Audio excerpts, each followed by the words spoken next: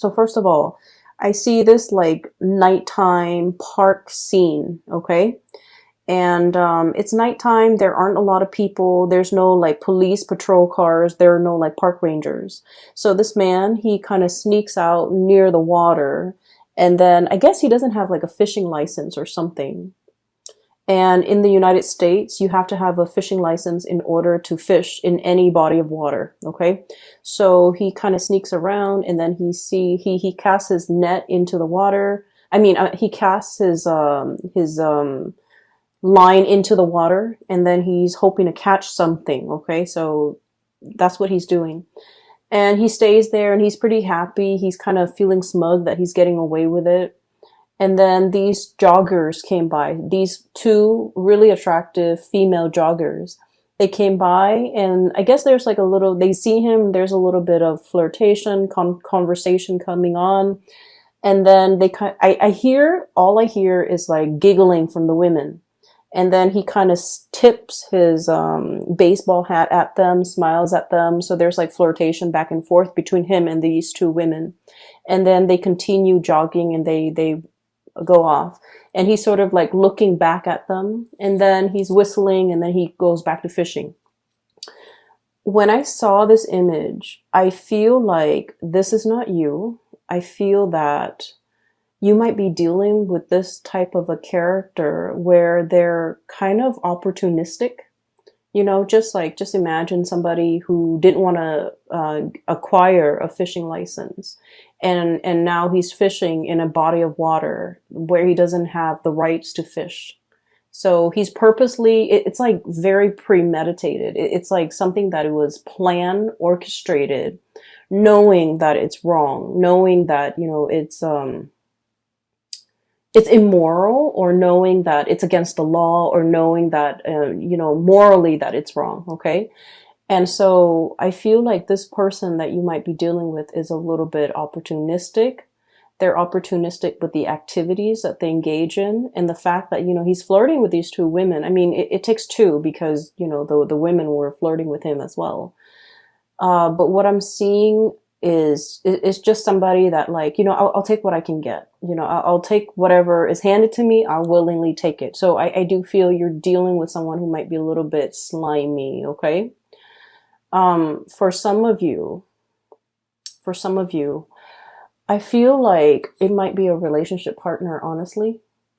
And then for others, it's somebody in your midst that you have a lot of interaction with or a lot of encounters with, okay? For some of you, like family members who willingly do the wrong things, okay? Just to see what they can get away with. Because I feel like, you know, it's somebody who, in their defense, they don't want to, you know, hurt anybody. Like they're not setting out to like injure someone, make somebody cry. But then I feel like their actions and their activities and the things that they get engaged in are a little bit morally dubious. It's not like they want to hurt anybody, but they themselves, like they have a very shifty sense of morality. Okay, so do be careful with people like this. People who can justify and rationalize why they do bad things. It's not a good energy to be around. Okay, so I feel like you're dealing with someone who can justify or rationalize. And then I do feel, honestly, small minority of you this might be your energy where you're willingly engaging in something that you know you shouldn't get engaged in. And you rationalize, you know, so for example, what I do hear coming up is, well, you know, she was flirting with so-and-so, so I'm going to flirt with whoever's interested in me. Okay, so that's what I'm hearing. Well, he was stealing office supplies, so it's okay for me to take the stapler and bring it home. You know, things like that. It's like, well, this other person, so-and-so, is doing it. Why isn't it okay for me to do it? Okay. The thing is, you have to know yourself, and you have to know where your moral compass lies, and you have to, you know, like what other people do should not dictate what you do. Okay. Other people's sense of right and wrong should not affect or dictate your sense of right and wrong. Just because someone is doing it doesn't mean that you should follow suit. So I'm feeling here a situation where morality is very shifty. Some of you could be contemplating some type of getting involved in a situation that might be a little bit sketchy because of some payout, either emotional payout or financial payout. And it's like ethics and morality goes out the window because you're thinking more of the payout. You're thinking about more like, oh, I'll never get caught. I'll never get caught. I'll never get in trouble.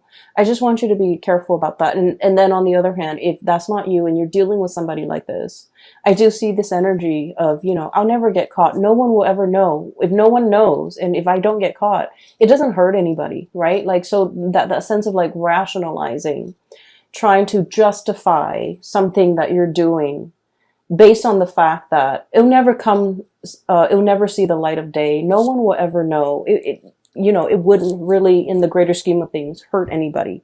So I just want you to be a little bit aware of that and to be a little bit careful about that. Okay. So your reading, kind of like the Virgo reading, it's kind of split in half. And I'm going to relay the other information in a little bit, okay? First of all, I feel like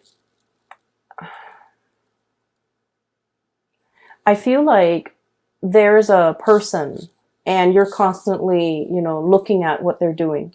You could be checking up on them. You could be, either physically checking up on them or through social media, or through some type of a distance, like texting back and forth, checking up on them through instant messaging. There's something here where you're just like wondering what this person is up to. And the person seems a little bit sneaky. 8 of Pentacles, okay? Look at that fox, okay? Doesn't that scream out to you like, I'm doing something shady over here, I'm turning my back, and no one will see. So it seems a little bit sketch. So I feel like you're dealing with someone, possibly, could be in your work environment. They could be like a subordinate where you're managing and you're overlooking and overseeing the things that they're doing. And you feel like your intuition is so sharp and you feel like they're up to something that is not good for themselves or not good for the organization as a whole. And you're gathering evidence or you're trying to gather information. I feel like you, honestly, you give people the benefit of the doubt. Okay. It's not like you're out there, suspicious of everybody. I feel like you're not suspicious, but you feel your intuition is really nudging you and it's telling you something's up. This person might be omitting information. When I said omitting information, I feel like, for example, you ask them like, hey, what did you do today? They might, for example, cut class or cut school or not gone to work. And they would tell you, oh, I was at school or I was at work. Okay. Or they might like omit information. So for example, if they went somewhere where they're not supposed to, they would like say like, oh yeah, I was at school, which they were, and then, omit the things that they don't want you to know. So it's somebody who's purposely lying, evasive, or like they're lying by omission, which, people say it's a lesser offense, lying by omission, not giving the whole truth. But the reality is there's something evasive and slippery and slimy about this person. We have the moon here, and the moon is notorious for confusion, okay? Somebody who's purposely like either hiding the truth, lying by omission, or giving you so much information where you get confused.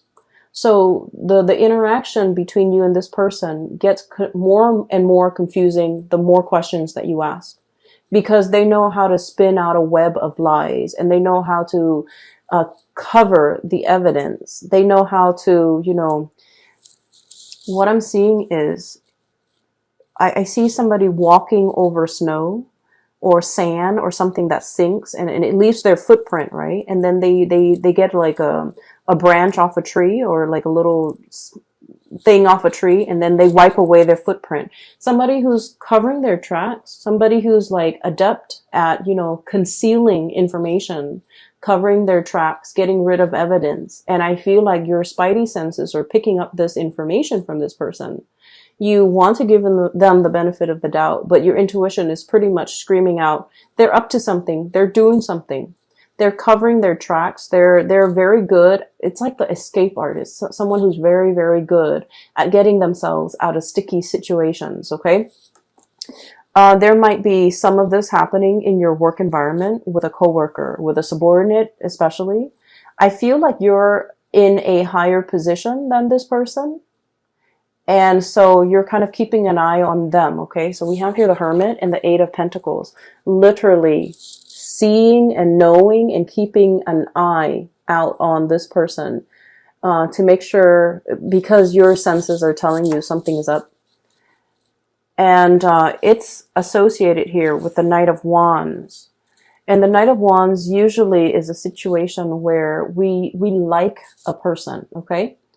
They're someone who's very popular, someone who's very well liked, someone who's quite attractive and just charming, and it's like the guy in the office that knows everybody's names, that can chat up anybody, that seems very like likable. So I feel like you don't have any, bad track record with this person. They haven't done anything in your eyes to warrant suspicion or hatred or, and so you want to give this person the benefit of the doubt. I also feel like you might be quite attracted to this person. You might like them quite a bit. You might have feelings for them. You might, carry a torch for them. You might just like them. And so all of this is coming in a very unexpected way, okay? Where your intuition is telling you something and you're trying to prove your intuition wrong even because you have a soft spot for this person, okay? What I'm seeing with the Moon card, Knight of Wands is like really strong passion, and the Moon card is like an emotional connection. For some of you, I feel like you might be in a relationship with this person, and you might sense that they're either withdrawing, they're up to something, they might resort to a lot of like attention seeking, okay? They might be like, if you guys have had, your ups and downs, they might like flirt with other people, talk to other people just to make you jealous. Okay. And I don't like saying this information. I don't like to, relay information related to relationships, because like we always know whether or not our relationship partner is faithful or truthful or otherwise. We always know. Our intuition is never wrong. Whether or not we are able to admit that to ourselves, that's another story. But I do feel this is not coming in as news to you guys, because you might have inkling. You might have already had encounters with this person that leads you to believe they are a certain way. So this is not like news. This is not a big revelation. There's no tower here to indicate to me that, oh, I had no idea. Okay, so I feel like I'm giving you information that you already know, that your hunches are already correct about. So I feel like there's somebody who might not be getting enough attention, and they're doing a lot of attention seeking. And I also feel as well, if you're in a relationship, especially if there has been problems, trust issues, estrangement, like if you haven't been talking, I feel like this person is like swirling away their assets, okay, covering their ass, doing something they're not supposed to, and they're covering their ass so that they don't get found out. But I do feel like in a way somebody is swirling away their money, swirling away their assets. If you are This, if you have any type of Sagittarius in you, like a strong placement in Sagittarius, even a Sagittarius sun, moon, or rising, you might also want to watch that video, because I did mention swirling away assets. Okay, so there's a situation here where things are very confusing. You want to give somebody the benefit of the doubt, but at the third hour, I feel like you can't ignore the signs anymore. That's what it feels like to me. Okay, so we're moving on here.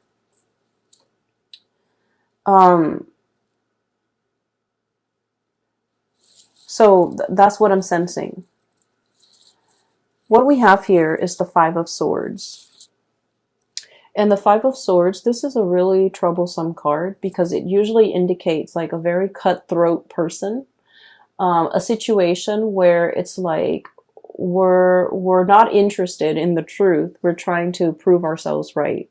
It's a situation where winner takes all, okay? It's like leaving your opponent destroyed, not giving them any leg to stand on, like wanting to decimate the opponent. It's a situation where, you know, no good can come out of it. So there's a lot of bickering. There's a lot of clucking. There's a lot of like mindless back and forth. And at the end of the day, it doesn't really absolve anyone. It doesn't really resolve conflict. It doesn't really lead to anything. Okay.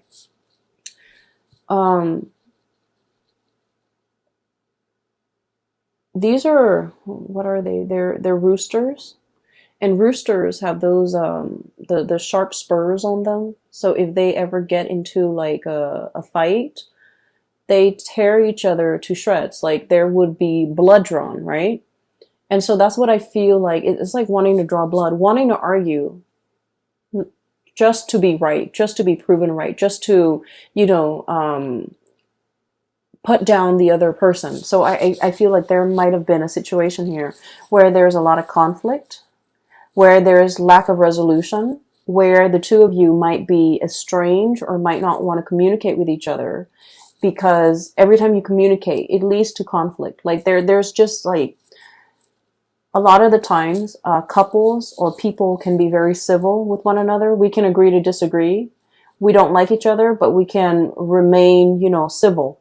But I feel like in this situation, that's out the door. That's no longer an option, because there's a lot of distrust. There's a lot of like not liking one another, and there's just a lot of like spying and you know, trying to get to the bottom of things, knowing the other person's up to something and trying to call them out on it, trying to get evidence, trying to catch them in the act. So I do feel this energy here. That's not healthy. Okay.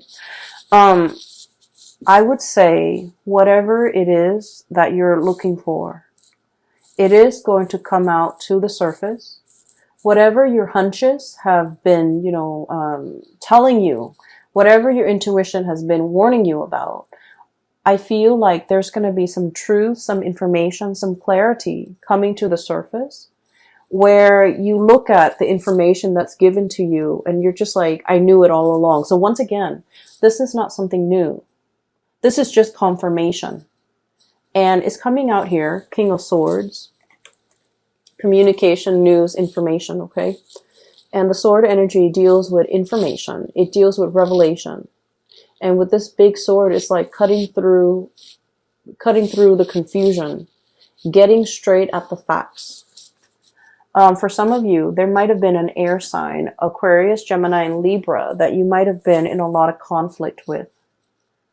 I feel like a part of you really wants to salvage this relationship. A lot of you want to arrive at a truce with this person. A lot of you just want to, you know, smooth things out. Okay, you guys are not like conflict and ego-driven people. You guys are like the lovers of the zodiac, of all the 12 signs. You guys are like the lovers, the peacemaker, the caretaker, the nurturer. And so you don't want to be in a situation where you have to have your guard up, where you're constantly hyper vigilant, where you're constantly, operating on adrenaline. You don't like to be in that state. You like peace and harmony with your relationships. And I feel like time and time again, this person, I feel like they're a little bit more conflict driven. I feel like there's somebody here who takes things out of context. It's like, why are you twisting my words? Why are you,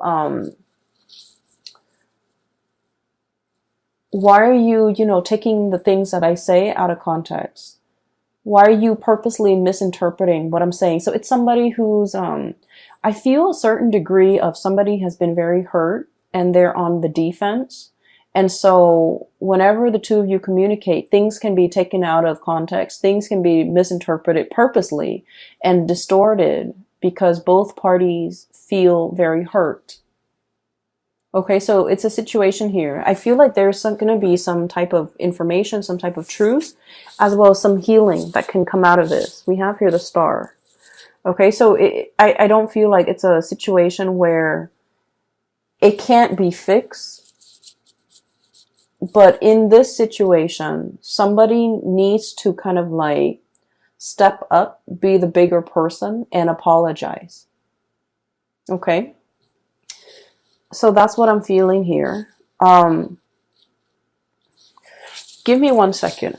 I'm just going to see, if it can be salvaged. Is it worth salvaging? Is there still like love and that emotional connection that can be salvaged here?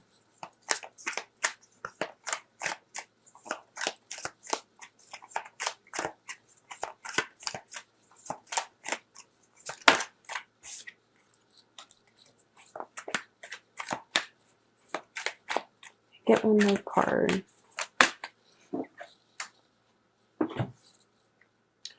So, if this situation can be healed from, can it be salvaged? Is it worth salvaging? Whether or not there's enough love and that strong emotional connection that can be, I guess, like that still exists in this relationship. Is it worth salvaging? We have here the Temperance card, and the Temperance card indicates to me that something is really like tinkering on the balance. Okay, it's like a situation that needs to be approached with kitty gloves, needs to be kind of like balanced out, and without the temperance, without the patience and the love and the nurturing, I feel like it can go astray. So I do see this might be kind of like a turning point in this relationship. And then we have the Page of Pentacles, which indicates to me that both parties might be putting very little effort in this relationship because they don't see the longevity in it anymore. There might also be a lot of arguments over spending, a lot of arguments over finances, over spending, over, who's contributing what in this relationship, okay? There might have been one person who's creating, who's generating the money, and then the other person is like the spender. So I definitely feel a situation where things are not balanced, where finances and talks about finances get very hazy and very fuzzy, where somebody is not forthright and truthful with you as to, how much money they have squared away. And then I also feel with this combination with the Temperance card and the Page of Pentacles card, unfortunately, I just keep seeing as if somebody might be flirting, giving their pentacles away, giving their time and their energy elsewhere. Okay? So I need you to just be a little bit careful about that. Once again, this is not news to you. If your hunches, if your intuition has been telling you these things, I feel like you're getting some type of confirmation because somebody is like, I'm seeing somebody checking their iPhone, and then as soon as other people come by, like it could be anybody, they kind of close out their browser. That's what it feels like to me. Like, somebody's doing something they're not supposed to, and there's a lot of excuses. There's a lot of confusion. There's a lot of like, it's like outmaneuvering, not being able to corner someone, outmaneuvering someone who's very slippery and sly, and it's not a good energy for you to be in. Okay. Um, what I do see here is I feel like a lot of you, you're hanging on to, okay? And let me just shift this way here, because I mentioned that the reading is kind of split up. This is one issue that you're dealing with. Here's another thing that you're dealing with. For those of you who have ever read that book, The Scarlet Letter by Nathaniel Hawthorne, it's like a high school reading type of a book.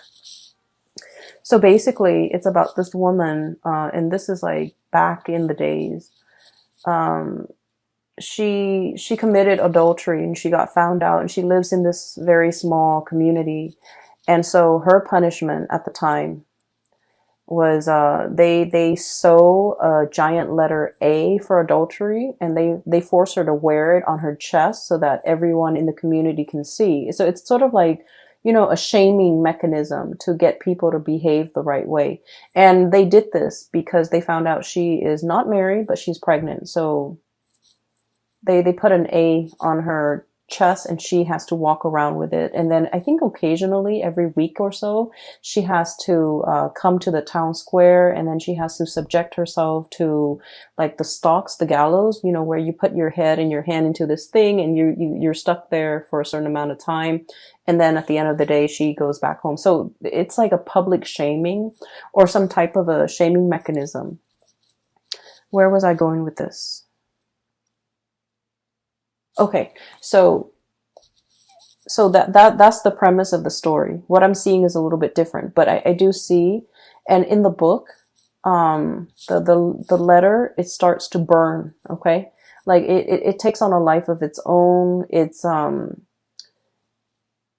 something that can, like physically is only a piece of cloth, but over time, it becomes like, it takes on a life of its own. It becomes very burdensome. Okay, so that's where I'm getting at. Because what I'm feeling here is that sense of social pressure, social, like, it's like the social expectations forcing us to behave a certain way. We don't want to behave that way, but we do it because social obligation, family obligation, things that are expected of us. Not wanting to be shamed, not wanting to be ostracized, not wanting to do anything to upset the apple cart, to do anything to kind of like, to not wanting to do anything to set ourselves apart from the crowd. Okay. So I feel like there's something here about conformity. Doing something because it's expected of you, not because you want to. And then over time, it becomes a very huge burden on you. I have here the Hierophant, which is about, order, tradition, doing things by the book, wanting to, be straight-laced. Like,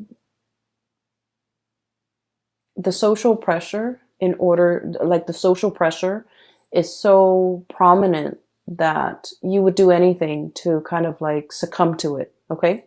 And then over time, it becomes here the Ten of Wands, which is a very, very big burden for you to bear. And that's what I was seeing with that Scarlet Letter.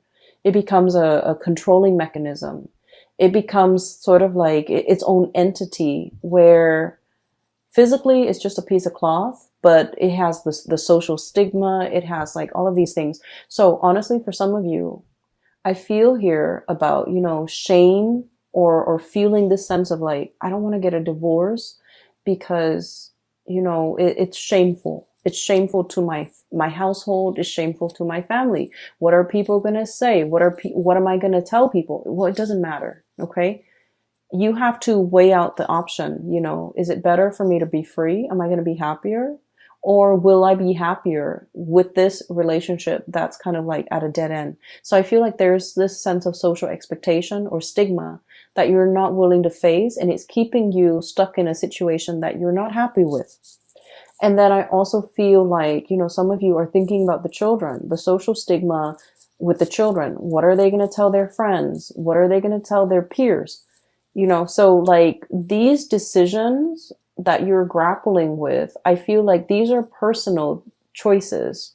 These are personal issues that really should not involve anybody else. But I feel like you're not making this decision in a vacuum. You're thinking, expanding further and further. What's my family going to think? What are my friends going to think? What's the greater society going to think? And honestly,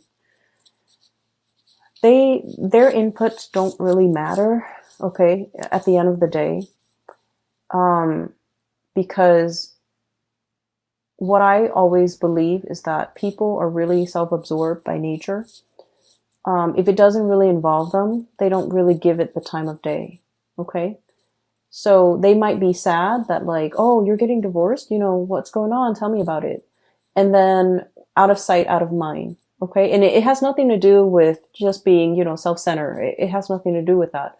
But it's just like in our minds, a lot of the times things become a lot bigger than they are because it involves us. We're at the epicenter of it, right? But the other person is not. So then it's going to be out of sight, out of mind. So you need to make this decision and do what's best for you and drown out the noise and drown out the stigma, drown out whatever is associated with it. Okay. Because I feel like it's preventing you from making a really big decision that would be so much better for you. And then I'm also feeling as well, there is a situation where you or somebody that you're dealing with is holding on to it very, very tightly. Okay, it's like pinching at something, grasping and clutching something and not willing to let it go. For some of you, this could be like an ideology. For others, this could be like a relationship partner. And I keep seeing this, romanticized vision of what a relationship is. Like, the partner does this and then I do this and then, we'll live happily ever after. And I feel like that notion of what each person is supposed to do might have been thwarted, might have been shattered, because the other person is not contributing to it, okay? The other person is doing their part, but they're not contributing to your ideal version of what they're supposed to do.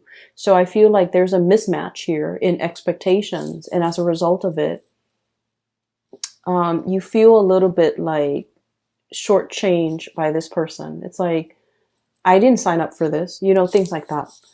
And then I also feel like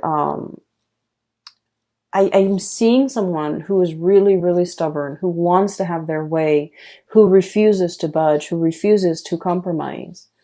And I feel like this feedback loop between the two of you, where it's like, you refuse to compromise here, so I'm refusing to compromise here. Tit for tat.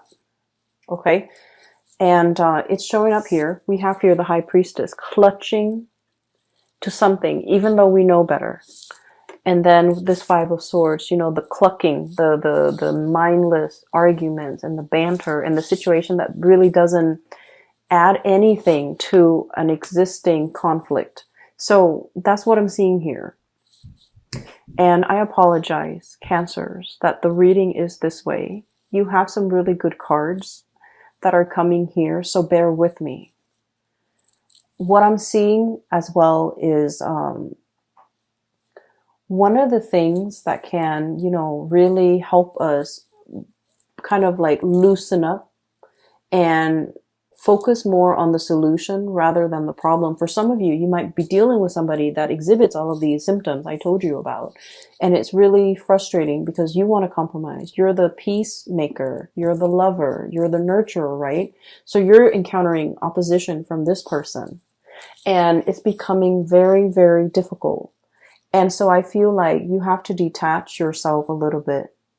And what exactly does that mean? Well, what it means for a water sign when you detach is,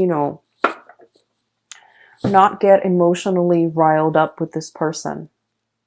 Not become emotionally affected. Whatever they do, don't let it emotionally affect you. So rationalize, I guess, like their actions, okay? Like tell yourself, oh, they do this with everybody. It's not just me that they behave this way with. And honest to God, it's not just you that they are this way with. They're like this with everybody. They might have a habit of sabotaging their significant relationships, their family relationships, their deep friendships. You might want to think about, look at this person. Do they have a close group of friends that they confide in? Do they take time for their family? I feel like the answer is no. I feel like you're dealing with someone who's like me, and who might also not have these emotional connections with other people. And so everything that they're doing is not personal. It's not personal, okay? And then on the other hand, I also feel like a situation where both people argue because they want to be right. I also see somebody who's a little bit shifty when it comes to swirling away their assets, hiding their money, not wanting to give somebody a dime, not wanting to, to suffer the financial losses in the case of a separation, for example. They're paranoid. They're operating from a space of lack. So you might have to understand, all the things that they've been through that have made them like this. So I feel like, they might be just a product of their environment. So don't take things personally, okay? And I know it's easier said than done, but I feel like it's a situation where it doesn't bring you any peace of mind if you continue to dwell on this and if you continue to get yourself emotionally wrapped up or worked up in this situation, okay? Because I feel like the burden is heavy. And then I also feel like you're dealing with someone who's shifty. Okay, it's like that see-through, if I don't know if you can see that see-through sword, hiding behind the sword, hiding behind their intellect, hiding behind their reason. Like it's like they have a reason for everything. They rationalize everything wrong that they do. They rationalize, they justify. So you can never corner this person, and it is what it is. You're coming to the realization that they're slippery and evasive, and the more you feed into it, the more it's going to upset you personally. And I do feel it's somebody who is itching for a fight, for an argument.